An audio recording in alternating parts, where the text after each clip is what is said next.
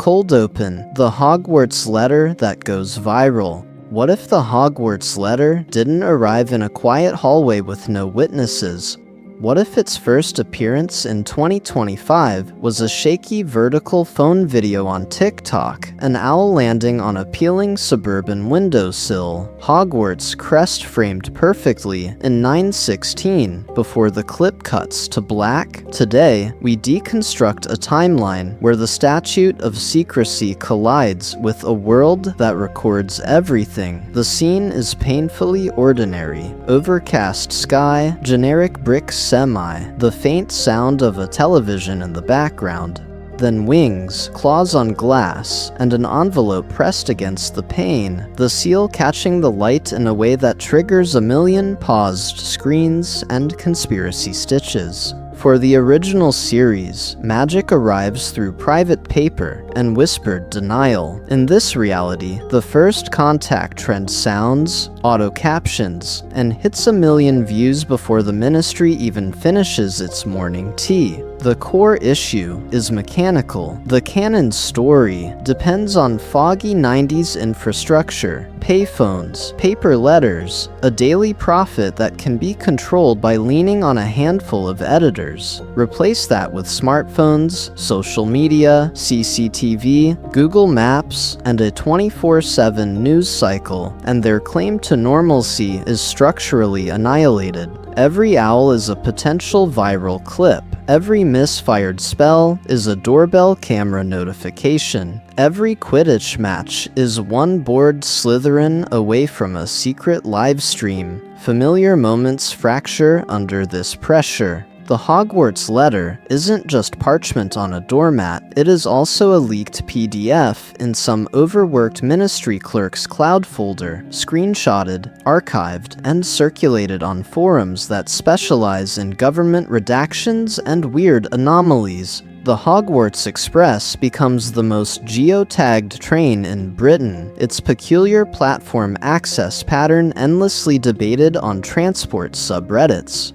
Voldemort no longer hides only from Aurors and cowed journalists. He has to evade facial recognition algorithms, satellite imagery, and bored data analysts who notice that certain rural regions keep glitching on thermal scans. At the center of this digital storm sits one child. Harry is not a boy staring at the garden, counting the days. He is a quiet presence in school group chats, a lurker on Reddit searching "weird things keep happening around me," scrolling through threads on glitches in reality and urban legends about shadow people in cloaks. His browser history is a psychological cry for help that no adult ever reads. When the owl finally arrives, his first instinct is not to hide it under the floorboard. He reaches for his phone. In that gesture, the turning point arrives. One tap on record, and the entire power structure of the wizarding world is in play. Does he post? Does Dudley grab the phone and film for clout? Does a neighbor's Ring camera catch the whole encounter regardless of what Harry chooses?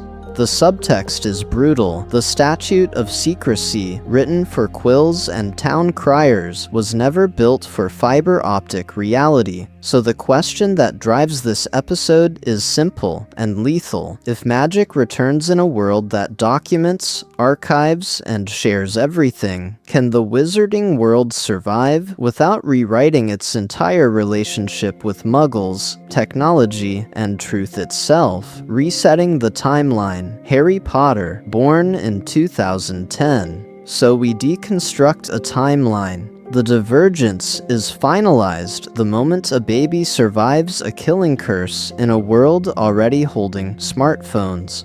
Harry James Potter is born in 2010, not 1980.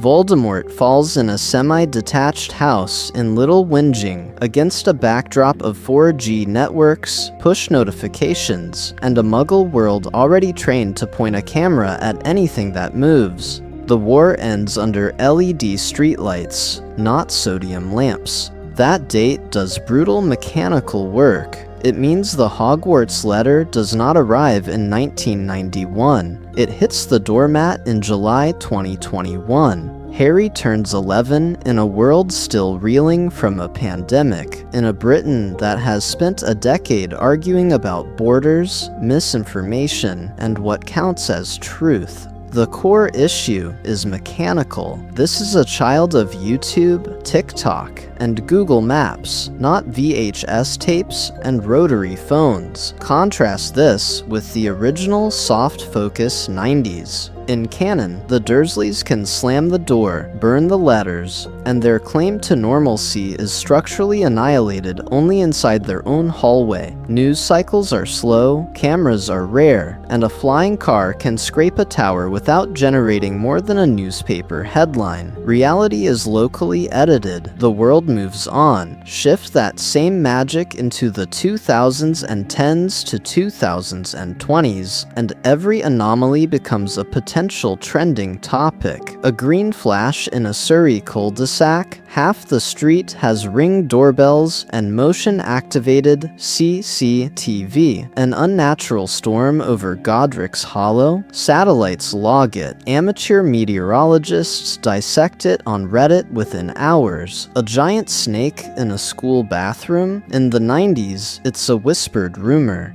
In 2023, it's grainy vertical video, reposted, stabilized, and frame-by-frame analyzed by millions. This is where the statute of secrecy starts to crack. Drafted in 1692 for a world of horses, parchment, and town criers, it was never engineered to withstand end-to-end encrypted group chats or live-stream dementors. The law assumes that memory can be altered faster than rumor can travel. In the age of instant cloud backups, that assumption becomes a liability. Delete one clip. 3 mirrors exist on anonymous servers. So the Ministry of Magic is forced into a digital arms race. It is no longer enough to nudge the Daily Prophet or obliviate a nosy cameraman. Quietly, methodically, the Ministry leans into Muggle power structures, back-channel agreements with intelligence agencies, pressure on government cybersecurity policy, subtle interference in content moderation algorithms. A viral Patronus gets flagged as a visual effects hoax, downranked, buried under reaction videos. A suspicious satellite image of a dragon over Wales mysteriously corrupts during a routine software update. The subtext is brutal. Every familiar plot point we remember from the books now exists under the lens of a world that is interconnected, archived, and allergic to unexplained gaps. Hogwarts cannot simply be a castle in the mist. It has to be a cartographic anomaly on Google Earth. The Ministry cannot just ignore Muggle politics. It has to ride the currents of surveillance capitalism to survive, and at the center of this fracture stands an 11-year-old who has grown up online. When the Hogwarts letter arrives in 2021, is it even the first time Harry has seen his own name in a database he was never meant to access? The modern Dursleys, normalcy, algorithms, and a boy who Googles magic. Harry has seen his name in forbidden databases long before he ever sees it on parchment. The cupboard under the stairs is still there in this timeline, but its walls are made of Wi-Fi passwords he is not allowed to know. In public, the Dursleys are flawless. Vernon runs a drill company and a LinkedIn profile with equal aggression, policing the family's digital footprint with the same fury he once reserved for the milkman. Petunia curates their reality through Instagram stories and neighborhood Facebook groups, posting hydrangeas and screen time tips, while lurking in parenting forums about problem relatives and toxic genetics. Their claim to normalcy is structurally annihilated if anyone asks too many questions about the quiet boy who never appears in photos. Dudley, meanwhile, is a minor suburban celebrity. He has the newest console, a ring light, and a Twitch channel where he shouts over shooters and unboxes limited edition controllers. He is not just spoiled, He is algorithmically amplified, his tantrums rewarded with ad revenue and brand deals for gaming chairs. The core issue is mechanical. Power in this house flows through screens, and Harry is deliberately unplugged from the circuit. Harry is the only child in his class without a phone. Not a cracked hand-me-down, not a basic brick, nothing. When the other kids exchange Snapchat handles, he memorizes the pattern of the floor tiles. When group chats explode after school, he hears the echoes and whispered jokes he never understands. Isolation in the age of constant connection is not just physical, it is a psychological exile measured in unread messages that never had the chance to exist. So, he steals time. On rainy lunchtimes, in the corner of the ICT suite, he opens a browser the way other children open wardrobes in fairy tales. The internet becomes his first magic, a portal with no locked cupboard door. He searches, "Why do weird things happen around me?"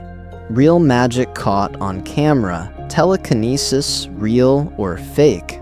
The results are a mess. Debunking videos, prank channels, conspiracy subreddits arguing about lizard politicians. But buried in the noise are fragments that feel uncomfortably close to his reality. He falls into late-night rabbit holes on school library computers, grainy YouTube clips of lights flickering in tunnels, fringe blogs cataloging unexplained animal behavior near Surrey, forum threads about sudden fog banks that appear on clear days, canon events, reframed as clickbait. The subtext is brutal, the statute of secrecy is losing its grip, and the ministry's memory charms are chasing hashtags instead of headlines. Harry begins to map it. Quietly, obsessively, he bookmarks every article about localized weather anomalies, every glitch in the Matrix posted within 50 miles of Little Whinging. A snake that escaped a zoo with no CCTV footage. A playground swing that moves against the wind. A boy in oversized hand-me-downs who once found himself on the school roof without stairs. This is the psychological fracture. He stops believing he is merely a freak and starts suspecting he is part of a pattern. Not powerful yet, but not random. And then the turning point arrives. Age 10, huddled over a sluggish browser at the public library, Harry stumbles on a buried forum thread. Weird boarding school in Scotland? No Wi-Fi, no phones. What is this? A cult. Most replies are jokes about survival camps and elite LARP retreats. One is not. A single throwaway comment appears for less than a minute. It's called Hogwarts, my cousin. The page refreshes itself. The comment is gone. Harry stares at the empty space where the word had been, hand frozen on the mouse, as if the screen has just whispered his future and then performed its own obliviate. Letters, firewalls, and a ministry on the brink. For a moment, the browser is still, then reality fractures. The first Hogwarts letter does not drop through a brass mail slot. It pings. A push notification blooms on Harry's battered smartphone. Unknown sender, wax seal icon. Subject line, Hogwarts School of Witchcraft and Wizardry, admissions. He taps. The screen floods with parchment texture. Emerald text beginning to resolve, and then the entire app hard crashes, replaced by a generic connection error screen that should not exist offline. This is the new letter storm, not one envelope, but a cascade of signals colliding with the modern world's defenses. Emails arrive and vanish mid-read, flagged as malware by Dudley's gaming laptop. Quarantined, then overwritten by a line of code the antivirus cannot identify. A PDF acceptance letter opens itself on Harry's school Chromebook during ICT, the Hogwarts crest rotating in high resolution before the cursor moves, unaided, to delete permanently. The file disintegrates. The teacher blames a glitch. Harry feels hunted by a school he has never seen. The core issue is mechanical. The Statute of Secrecy was built for newspapers and eyewitnesses, not for push alerts, cloud backups, and teenagers who screenshot everything by reflex. On the other side of the connection, in a windowless ministry sub-basement, a Hogwarts admissions firewall is trying to complete a simple task: deliver one letter, while an entire era of Muggle cybersecurity pushes back. The system reroutes through SMS, through school email, through an auto-generated PDF in Harry's Google Drive. Each attempt triggers a different kind of digital scar. For Petunia, the trauma is not abstract. She remembers Lily vanishing into a world with no phones, no trace, a place that could be ignored if you never said the name. Now that same freakishness is fingerprinting every device in her house. The smart TV flashes the Hogwarts crest for half a second between Disney Plus and the news, then collapses into static. The baby monitor hisses with the boy's voice, reading out Harry's full name and cupboard address before cutting to silence. Petunia does not have the language for cyber warfare. She has the language of haunting. Vernon reaches for a different vocabulary: breach, hack, intrusion. His identity is built on control, on paper files and in-person deals, on an offline-leaning life that feels solid. When his work email receives a Hogwarts letter attachment, then Otto sends a blank reply to an address ending in .gov.uk he has never seen. His claim to normalcy is structurally annihilated. He unplugs the Wi-Fi. He locks the phones in a biscuit tin. He tapes over the webcams, breathing hard, as if masking cameras can stop magic. It cannot. The owls begin the next morning. Here, we deconstruct a timeline where the Ministry's containment protocols are fighting on two fronts. Obliviators trace IP addresses, scrubbing server logs, quietly crashing forums where the words Hogwarts and Wizard trend for 90 seconds before vanishing. A junior official watches a monitoring charm spike as a half-rendered Hogwarts crest almost makes it onto Twitter's trending bar. The subtext is brutal. If one GIF stabilizes, the Statute of Secrecy fails globally in under an hour. So the letters escalate in analog. Physical envelopes appear in cereal boxes, in Dudley's Fortnite loot crate delivery, wedged under the bathroom door. Vernon's solution is primitive and, in his mind, genius. He will flee not from Post, but from connectivity itself. He drives them through dead zones, past cell towers receding in the rear-view mirror, until they reach a rental cottage with no signal, no Wi-Fi, no CCTV, no smart meter, just wind, dark sea, and the illusion of isolation. The divergence is finalized in the moment Vernon kills the engine and declares them safe, because then the door shakes. The cottage Wi-Fi password card on the table curls into ash, though there is no router. A gigantic silhouette fills the frosted glass, utterly phoneless, radiating a power that has never needed a login. The turning point arrives when the lock turns, and the last analog messenger in Britain steps through the threshold. Hagrid in the age of smartphones. Power shifts in a one-room cabin. Hagrid does not knock. The door detonates inward under his fist, the whole cabin shuddering as if the Wi-Fi password's death was a warning shot instead of an omen. In the original timeline, he arrives to deliver a letter. Here, he arrives to cut a cord. Concrete action first. Dudley yelps, clutching his phone. Vernon scrabbles for his tablet. Petunia reaches for the emergency charger as if electricity itself can reassert control. Hagrid takes in the glowing screens, snorts, and, with the same casual strength he once used on a rifle, plucks Dudley's phone from his hand. The device flickers, screen spider webbing into multicolored static before going dead. No spell, just proximity. Vernon protests through outrage and fear. This is his territory. Contracts, emails, online banking, complaint forms. He lunges for his tablet as if it were a shield. Hagrid, almost apologetic, folds it in half. Glass cracks, casing groans, and with that gesture, their claim to normalcy is structurally annihilated. The core issue is mechanical. Vernon's power has always been mediated through systems, passwords, and bureaucratic interfaces.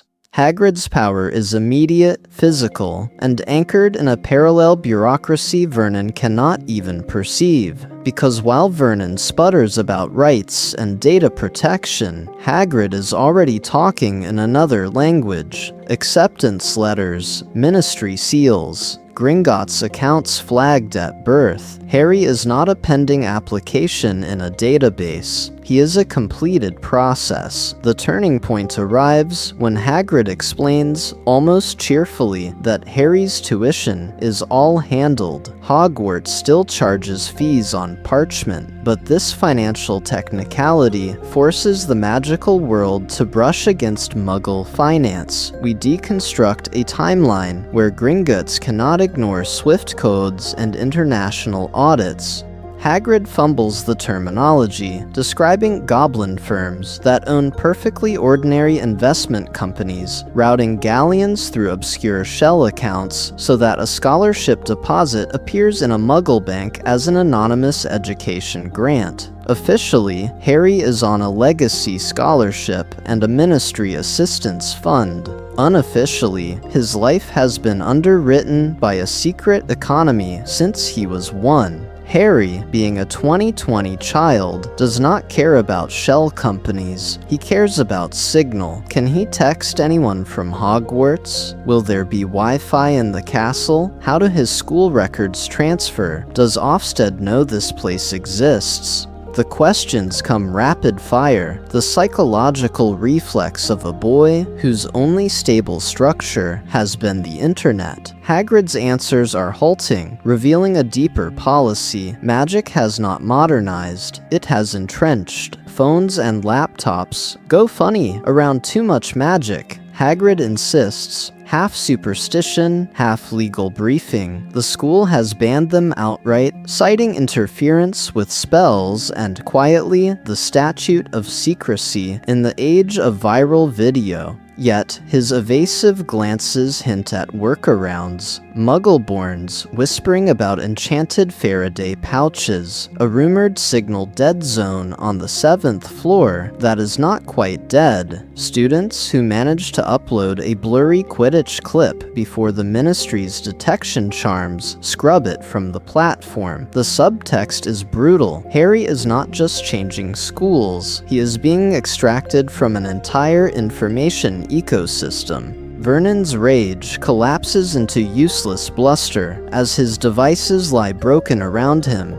Dudley stares at his dead phone as if mourning a limb, and Harry, at the center, watches his own screen dim. One last reflection in the black glass, a thin boy, a giant behind him, the sea pressing in, no notifications, no escape hatch to another feed. When Hagrid pockets the phone for safety, the divergence is finalized. Harry understands that where he is going does not merely ignore modern reality, it repels it.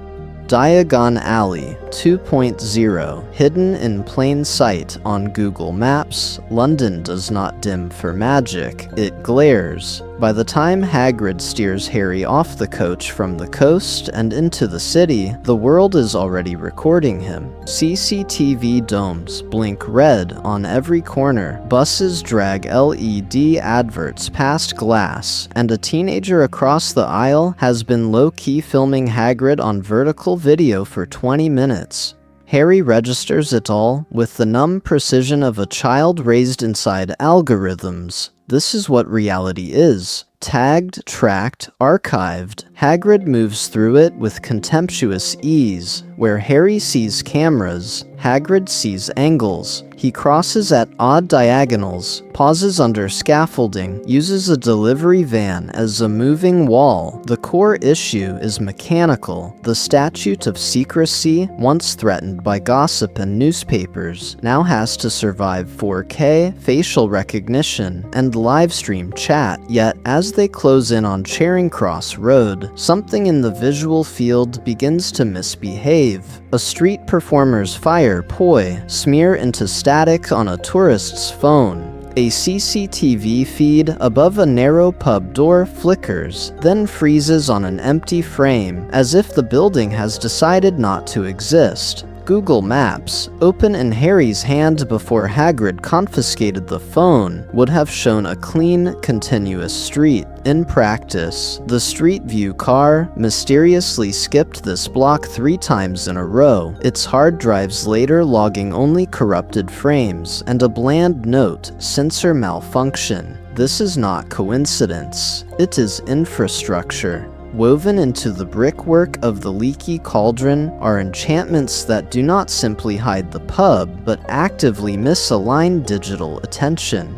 GPS pings drift 10 meters sideways, autofocus hunts, and never locks. Any accidental photo autosaves as a generic off-license frontage, tagged by AI as small business, and buried under 1,000 reviews for the cafe next door. Their claim to normalcy is structurally annihilated in the data. The building survives by becoming statistically boring. Then, Hagrid taps the bricks. The wall opens, and the timeline fractures. For Harry, who has spent his childhood watching targeted ads predict his desires before he articulates them, Diagon Alley is not just magical, it is offensive. No signage optimized for eye tracking, no playlists tuned to demographics, no loyalty cards. Cash only. Quills scraping, owls shrieking, wand-lit shop fronts refusing the soft blue of phone screens. It feels like a deliberate refusal of modernity, a civilization that looked at the 20th century and said, "No, thank you," but the subtext is brutal. Refusal is not total.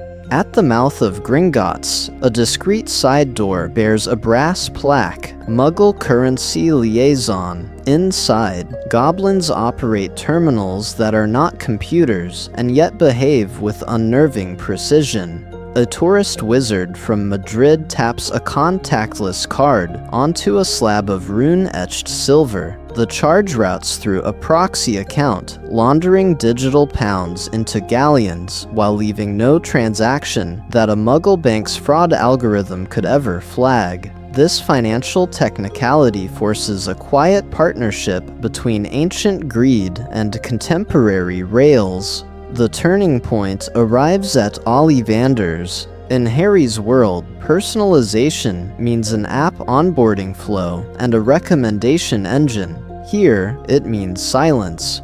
Ollivander does not ask for Harry's email, his data, his phone. He asks for his hand, his attention, his story, dragged out through observation rather than form fields. Wanlor emerges as an ancient, analog personalization system, one that studies posture, breath, and unspoken fear, then offers a single, irreplaceable object. In that cramped shop, even the smartest smartphone feels mass-produced, a disposable node in a network that will never truly see him. When Harry steps back through the brick arch hours later, wand in hand, the air of Muggle London hits him like a notification blast. A car backfires. Instinct overrides training. The wand is half raised before he realizes where he is. On a street lined with cameras, within reach of 100 phones. One wrong move here does not just risk a few frightened pedestrians. It risks magic on 1,000,000 screens in seconds. And somewhere, in a ministry office wired with enchanted fiber, a red light begins to blink. Platform 9 3/4 and the Hogwarts tech blackout.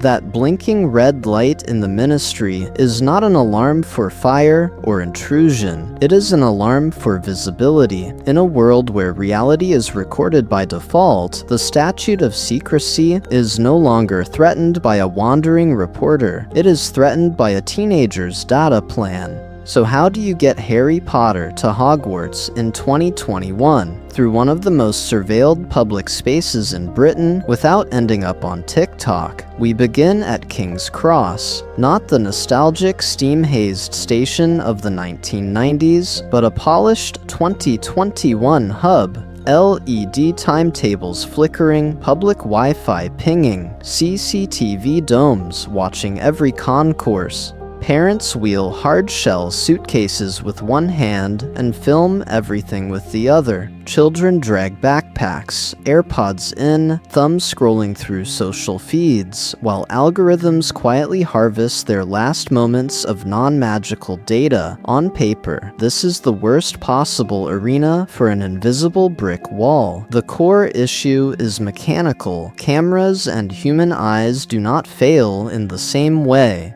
So the Ministry and Hogwarts do not simply hide Platform 9 3/4, they engineer a blind spot. The barrier between Platforms 9 and 10 is wrapped in layered enchantments that bend attention, not light. To Muggle perception, the precise stretch of wall becomes the cognitive equivalent of a loading screen. Your gaze skims, your brain insists there is nothing worth focusing on, your memories compress the interval into a blank. Digital sensors suffer a different fate. As families drift near the barrier, phones stutter, signal bars drop, then vanish. Photos taken in that precise corridor corrupt into glitched smears, faces dragged into unreadable streaks, timestamps missing, live streams buffer indefinitely. On replay, the file exists, but the crucial 2 seconds where a child walks through brick are replaced by static and a compression artifact that the average viewer scrolls past without a second thought. Behind this, a joint Muggle-Wizard liaison team operates in a windowless office, whose Wi-Fi is, ironically, excellent. Algorithms trawl public platforms for anomalies. Distorted uploads from King's Cross, threads about the cursed wall, CCTV clips where frames jump. When something slips past the enchantments, takedowns appear under the familiar language of copyright claim or data protection. Their claim to normalcy is structurally annihilated, but the cover story holds. On the Hogwarts Express, the divergence is finalized. First years bored, clutching phones as talismans, refreshing notifications, sending last-minute group chats. Made it on, signals trash. As the train pulls away, the world shrinks to a tunnel of brick and steel, and then the signal dies in stages. 4 bars. 2, 1, nothing. Messages hang unsent, blue arrows frozen. Older students barely look up. They have internalized the rules of this timeline. Nothing with a battery works past a certain point, a 5th-year Hufflepuff tells a wide-eyed Muggle-born, with the dry patience of someone who has said this every September. Then he taps an enchanted journal that writes back in another hand, or flicks open a 2-way mirror where a friend's face appears from another compartment, grainy but immediate. The train becomes a liminal corridor between infrastructures of power. On one side, LTE, push notifications, 24-hour news cycles dissecting every political fracture. On the other, owls, house elves, and a school whose corridors are mapped only in rumor. This enforced dead zone creates an intimacy modern children rarely experience. Without screens, they look at one another. They trade family stories, fears, half-remembered rumors about the 3rd-floor corridor. For Harry, raised on borrowed Wi-Fi and Dudley's discarded phone, the loss feels personal. He watches his screen as the countryside blurs past, waiting for the bars to return. They do not. Then, without warning, the device does something he has never seen. It does not just lose service, it goes black. No low battery warning, no restart logo, nothing. A dead glass eye in his palm. He looks up, unsettled, as the fog outside thins. Through it, on a distant hill, a silhouette resolves.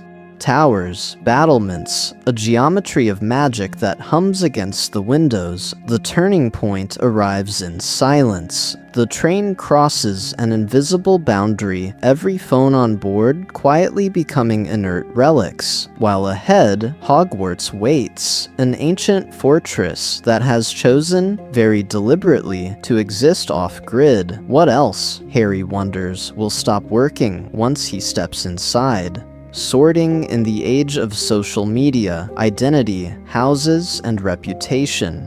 The boats cut across the Black Lake, phones dead in pockets, notifications silenced by an ancient Faraday spell no one has named. Hogwarts looms ahead, not as a backdrop but as a firewall. The children who live through feeds and stories are about to walk into a building that refuses to trend. Inside the Great Hall, the fracture is immediate. Candles float, the ceiling mirrors the storm, and along the 4 long tables, older students wear enchanted badges that pulse, shift, and glitch through loops of house pride memes instead of static crests. Animated lions doing reckless Quidditch stunts, serpents overlaying legacy brand slogans, eagles crunching numbers over spell diagrams, badgers quietly high-fiving in tiny private circles. First years whisper, not about ghosts, but about metrics. Which house's hashtag pulls the most views on WizTalk? Which common room gets the best ambient lighting for late-night streams they're technically not allowed to broadcast? The Sorting Hat waits. It is older than the Statute of Secrecy, older than the internet, older than the entire surveillance architecture that now defines Muggle reality. Yet, when it drops over Harry's eyes, the core issue is mechanical. This is no longer a simple reading of courage, cunning, intellect, and loyalty. It is a deep trawl. The Hat does not just see his courage and ambition, it sees his search history, the late-night forums about feeling different, the questions about absent parents, the half-ironic quizzes on which Hogwarts house are you that he took on broken school computers. It feels the algorithm-shaped fear that he might be the main character in a story he does not control, the way every viral narrative ends with someone consumed by a public that does not know them. It starts, methodically, with the houses.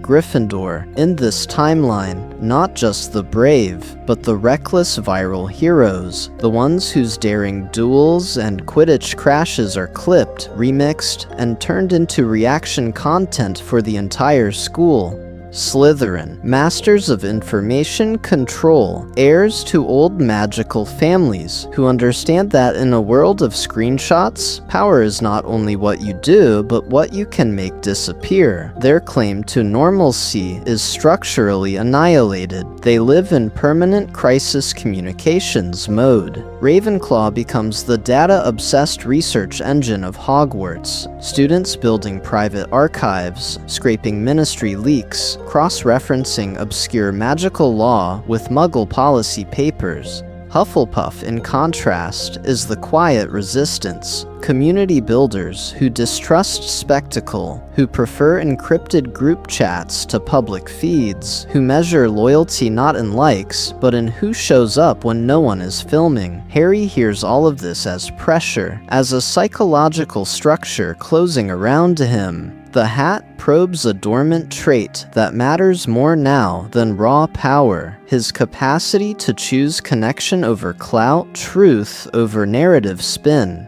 In Slytherin, he could become a symbol, weaponized, polished, and defended by experts in legacy. In Gryffindor, he might remain a person, messy, witnessed, held accountable by friendships rather than PR. Then the pattern interrupts. The Hat's voice sharpens. In a world where everything can be screenshotted, it warns, who you are and what the world sees may become two very different stories. Your house will not just shape your character, it will determine which story you are trained to protect. Harry Swallows. The divergence is finalized with a whisper, not just Gryffindor, but a decision to learn how to guard a self that the internet will inevitably try to rewrite. Year 1, rewritten, trolls, lockdowns, and viral near misses. Hogwarts promises safety, the internet promises receipts. The first real collision between those claims arrives not with Voldemort, but with a troll and a bathroom. In the original timeline, this is a chaotic chase scene. In a modern timeline, the core issue is mechanical. What does a 1,000-year-old castle do when a 12-foot magical biohazard breaches the corridors under the statute of secrecy and the shadow of social media? It starts with sound, a shriek in the dungeons, a tremor in the wards, and then every torch in the castle flares blue. Enchanted sirens wail from the stone itself, a low, resonant howl that bypasses eardrums and goes straight to the spine. Staircases lock mid-swing, their railings knitting into iron lattices. Portraits slam their frames shut.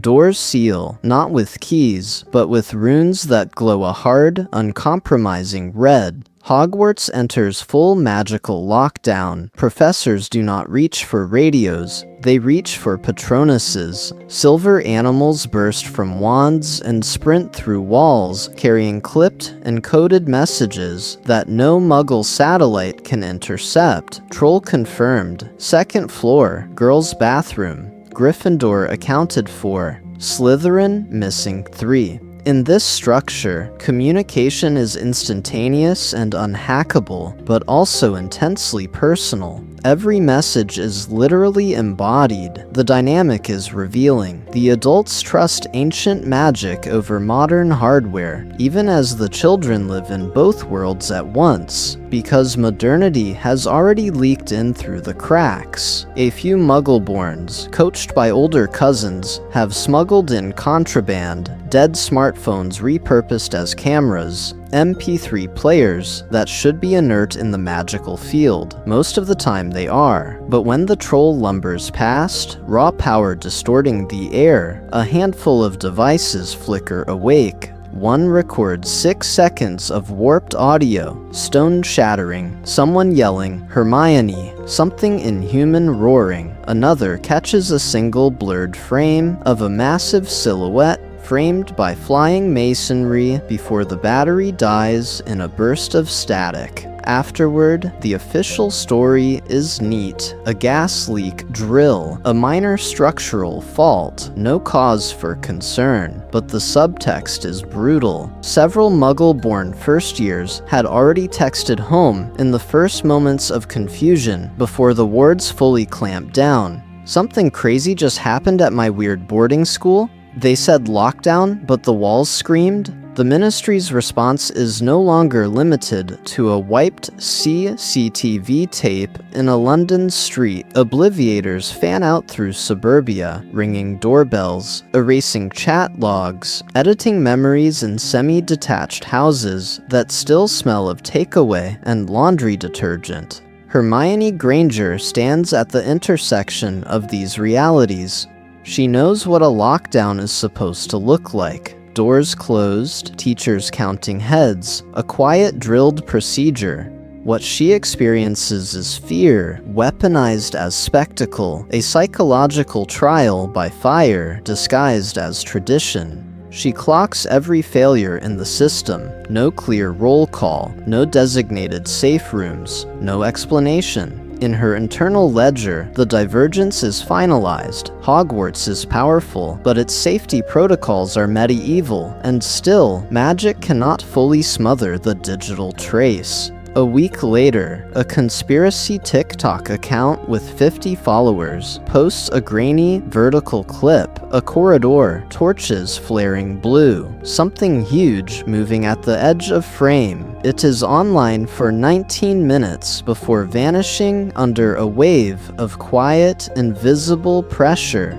Today, we deconstruct a timeline where that clip is not the last, because how many times can a world play cleanup before someone, somewhere, refuses to forget?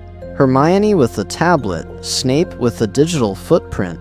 So what happens when that vanishing corridor clip meets the one person at Hogwarts who has already downloaded half the non-magical internet? Hermione Granger enters this timeline armed, not with a single library card, but with a childhood spent drilling through online encyclopedias, JSTOR previews, conspiracy forums about unexplained phenomena, and badly formatted PDFs on European folklore. Before she ever sees an owl, she has read credible debunkings and wild theories about magic. She has cross-referenced them. She has footnotes for her footnotes. For her, the Hogwarts letter is not only wonder, it is data confirmation.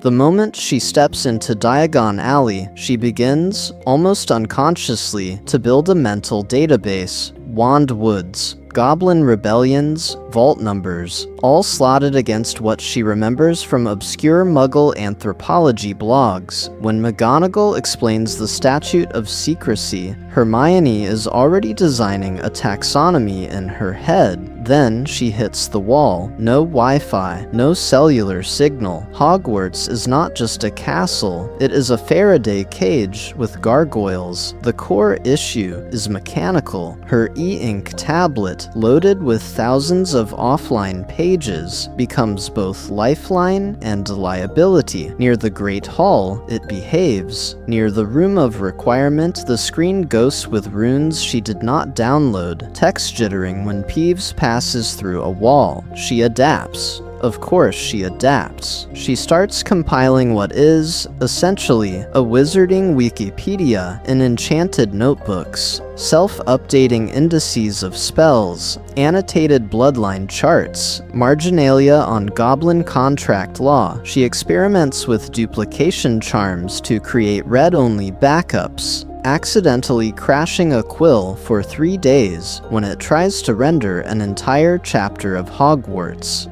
A history in one line. Her frustration is real, almost physical. Why does a world with teleportation accept that a first year cannot keyword search a syllabus? In sharp contrast, Severus Snape experiences the digital world as threat, not promise. A former Death Eater, in an era of searchable archives, lives with a permanent low-grade terror that somewhere, in some half-forgotten Muggle police database, there is a photograph of a masked figure near a 1980s crime scene that a leaked Ministry memo, screenshotted before it could be obliviated, will surface on a message board. His cover story depends on opacity. The internet is engineered transparency. The Ministry understands this. Their response is not elegant, it is panicked and bureaucratic. Azkaban records are sealed behind enchantments and air-gapped terminals.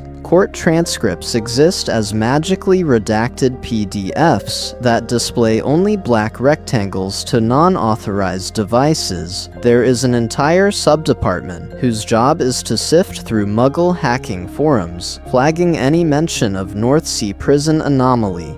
The subtext is brutal. Their claim to normalcy is structurally annihilated the moment a single prison satellite image trends. And yet, the turning point arrives in miniature. One October night, Hermione is in a deserted classroom, tablet propped against a stack of spellbooks, painstakingly tagging her notes on Grindelwald. For a heartbeat, the screen flickers. A document appears. Ministry of Magic. Department of Magical Law Enforcement. Case file, you know who. It is almost entirely censored, paragraphs swallowed by digital black, but the headings are unmistakable. Horcrux research, Muggle casualty projections, contingency protocol. Then it vanishes. No error message, no log. The file is gone, as if overwritten by something older and angrier than software. Hermione just stares.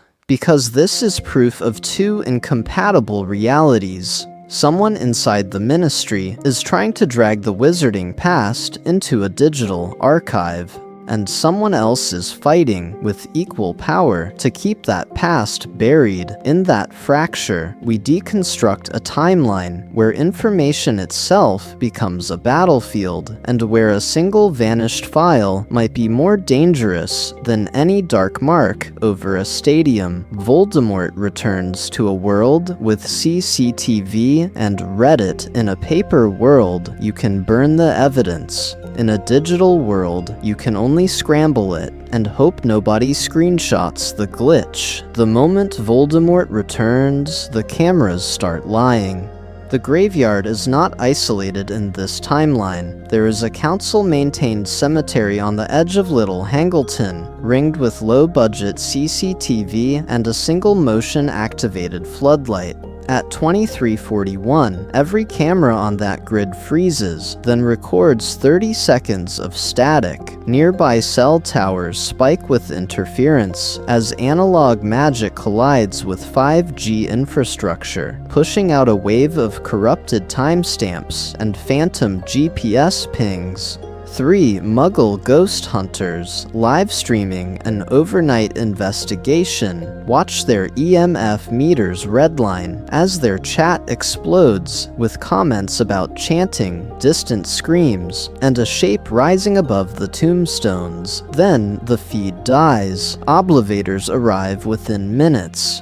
Phones are confiscated, memories scrubbed, drives wiped. On paper, the incident is contained, but the core issue is mechanical. You cannot truly erase what has already touched the network. You can only bury it beneath more data and hope the algorithm forgets. A clipped 30-second screen recording, autosaved to a cloud account before the memory charm lands, will later resurface as a grainy, contextless horror clip on Reddit and TikTok, tagged under "Ritual Gone Wrong." As Voldemort escalates, denial becomes harder to stage manage. Power outages align with unregistered portkey activity.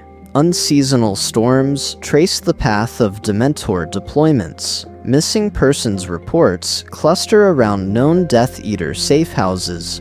Individually, these are coincidences. Aggregated by bored data analysts, open source investigators, and conspiracy subreddits, they become a pattern. Threads titled, "Is there a hidden war in Britain?" begin as jokes, then metastasize into 20-page dossiers with annotated maps, FOI requests, and cross-referenced emergency broadcasts. The Ministry adapts. Controlling the Daily Prophet is no longer enough. The narrative battlefield has expanded. Quietly, the Muggle Wizard Liaison Office pushes talking points into tabloid newsrooms. Experimental military tech tests explain the storms. Aging infrastructure excuses the blackouts. A supposed trafficking ring accounts for the disappearances. Friendly journalists run debunking pieces, armed with carefully curated leaks. Automated botnets flood comment sections with derision, drowning out those whose speculation is uncomfortably accurate. The subtext is brutal. Keep the statute intact, even if you must gaslight an entire country. Harry's existence collides with this machine. During the modern Triwizard Tournament, a drone enthusiast captures a dragon silhouette banking over the Hogwarts grounds, its form warping as it hits the castle's defensive wards. Blurry stills of Harry on a broom, wand raised against a clearly non-mechanical creature, circulate in niche forums before being mass-flagged and fact-checked into oblivion. His name, already mythic in magical circles, becomes a banned search term in several countries' firewalls after intelligence agencies quietly flag "boy who lived" as a potential extremist keyword. Here, their claim to normalcy is structurally annihilated. We deconstruct a timeline where Voldemort and the Ministry are not just waging war, but waging narrative control against an adversary they barely understand, a permanently recording Muggle reality. Every obliviation leaves metadata, every cover story leaves a statistical anomaly. The turning point arrives when someone outside the wizarding world stops chasing ghosts and starts treating the anomalies as a solvable equation. The question is not whether that person appears. The question is who they are, and what happens when their loyalty is to the data, not to the statute of secrecy. And when their first successful connection does not vanish under a memory charm, but goes quietly, irrevocably viral. Horcruxes, GPS, and a war fought off the grid. So what happens when that viral anomaly hunter is still watching the data on the night Harry, Ron, and Hermione vanish? What does a war look like when one side has wands and the other has Wi-Fi, CCTV, and predictive policing algorithms? In this stretch of the timeline, the answer is simple. They go dark. The trio's disappearance is not three teenagers slipping out of school. It is a controlled demolition of identity. Hermione wipes their phones, then bricks them entirely because even a powered-off device can ping a tower at the wrong moment. Harry deletes dormant social accounts, scrubs old photos, and watches his own face vanish from tagged images. Ron, raised in a house where magic short-circuits electronics, has to be walked through the psychological cost of this. No contact with his Muggle-born classmates' group chats, no late-night scrolling, no comforting illusion of normality. The core issue is mechanical. The Death Eaters do not need to track magic if they can track metadata. One careless text to the Weasley family thread, one login from a Privet Drive IP address, and a younger cadre of tech-literate recruits can triangulate Harry faster than any dark detector. We deconstruct a timeline where Snatchers refresh missing persons forums, trawl Reddit-esque conspiracy boards, and quietly flag every post that mentions robed figures or wand fights outside Tesco. So the divergence is finalized on the first night in the tent.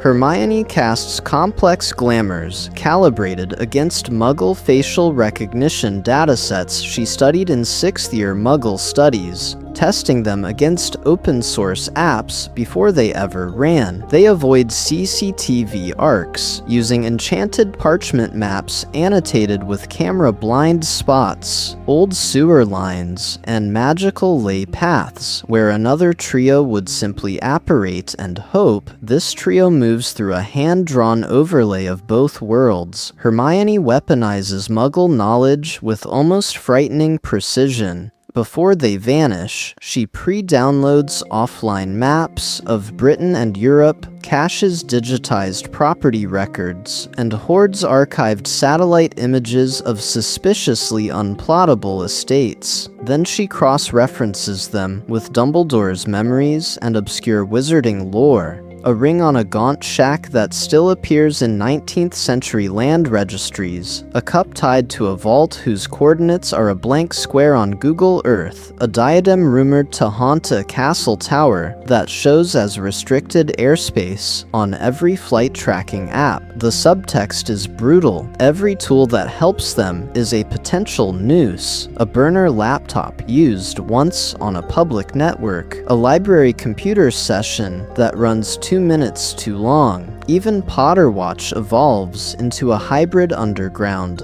Lee Jordan and the Resistance hijack wizarding frequencies and piggyback on abandoned Muggle AM bands, then push encrypted audio files through peer-to-peer networks. Some Muggles stumble onto these podcasts, assume they are elaborate ARGs, and share them, accidentally stress testing the statute of secrecy in real time. By the time the turning point arrives, the decision to march back into Hogwarts, the outside world is no longer cleanly partitioned from the war. Social feeds ripple, with blurry videos of strange lights over a Scottish silhouette, of fireworks that move with military intent. Comment sections fill with, "Did anyone else see that?" And for the first time, Ministry censors cannot keep up. Their claim to normalcy is structurally annihilated. The castle is about to become both a battlefield and a trending mystery, and the final confrontation will unfold under wands, wards, and the unblinking gaze of a watching planet. The Battle of Hogwarts as a global glitch, and what breaks first. So what happens when a secret war collides with a planet that never stops recording? What happens when the last stand of an ancient castle is half fought under the glow of notification screens? In this modern timeline, the Battle of Hogwarts is not only a siege of stone and spellwork, it is an informational breach. The sky goes first. Jets on a routine training run over Scotland report unidentified phenomena to baffled controllers, streaks of green and red arcing through clouds, a storm front that does not exist on radar, a dome of static where cameras glitch into violet snow. Down below, Hogwarts wards strain, not just against curses, but against drone cameras, satellite passes, and bored Muggle teenagers trying to photograph the haunted valley they found on Reddit. The core issue is mechanical. Magic was built to bend human perception, not to edit terabytes of censored data in real time. When giants crash through the tree line, one student's half-enchanted phone, barely functioning in the interference, catches 3 seconds of impossible scale, a massive silhouette, a flash of wand fire, a body shielded by a translucent barrier that looks disturbingly like Dudley's kinetic Protego. The clip auto-uploads before the battery dies. The divergence is finalized. Leaks outpace containment. A shaky livestream from a nearby village shows towering figures in the distance before cutting to black. A pilot's cockpit footage, flagged as UAP, is quietly shared in a defense forum. Screenshots proliferate faster than Obliviators can apparate. Each re-upload, each mirrored file, a new Hydra head. Comment sections fill with arguments about CGI, ARGs, and government psyops, while a few viewers simply type, "That's a castle, that's real." In the forest, Harry walks alone, and the subtext is brutal. He is not only walking to his death, he is walking with the awareness that if he fails, this fracture in reality will widen into a permanent tear. He has grown up in a world where every tragedy becomes content, every miracle becomes a brand, every secret becomes a product. He knows what happens when power meets markets and militaries that never sleep. So his surrender is double-edged. He offers his life to stop Voldemort, yes, but also to preserve any chance that magic can enter the future on its own terms, not as leaked footage to be dissected, monetized, and weaponized by Muggle institutions that have never believed in limits. When Voldemort falls and the castle holds, the battle does not end. It changes domains. The Ministry stands amid shattered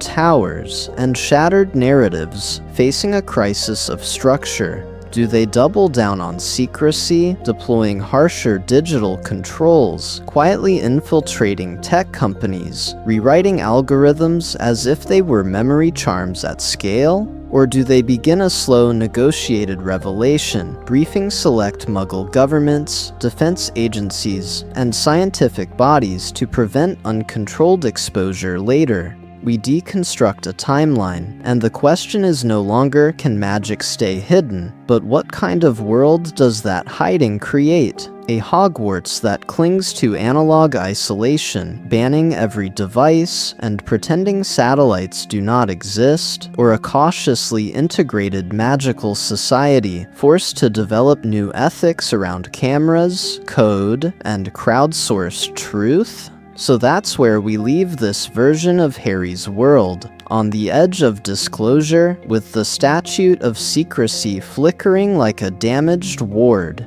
In the comments, tell me, which world would you actually choose to live in, the hidden castle or the integrated one? And which moment in this modern timeline should we fully unpack in a future deep dive? The first viral Patronus, the Ministry's algorithm war, or Dudley Dursley facing a Muggle press conference?